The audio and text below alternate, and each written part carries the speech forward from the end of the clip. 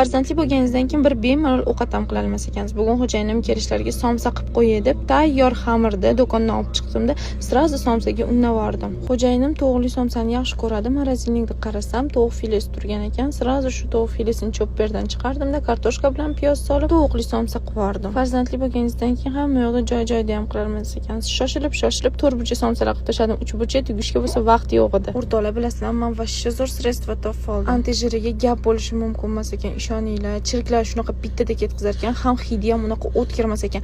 Men azilitda homiladorlik paytimda shunaqa qiynalardim, azilit ishlatardimda, hidi o'tkir edi.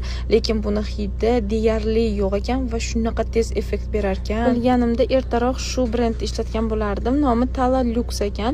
Antijirni gazga sepganimdan keyin srazi shu brendni gelida ichlarni yuvdim. Ichlarni yuvib bo'lgunimgacha chirklar umuman deyarli qolmagan. Gubkan o'zida shunday artsam chirklar yengil chiqib ketyapti. Choy qaynatadigan choynagimni atrofiga sepibman, lekin tagiga sepmagan ekanman. Bittada farqi bilindi boru. Atrofi shunaqa tez ketdi, lekin tagida o'sha dog'i qolib ketdi. Valah, ko'rishinglar mumkin, qaranglar qanaqa tiniq bo'ldi. Bu orada xo'jayinim ham kelib, Muhammad Yusufni o'ynatib turdi. Ungacha somsalar ham pishdi. Somsalarni bo'lsa egasiga topshirdim. Degustator. Qis. Bismillah. Qaynagu.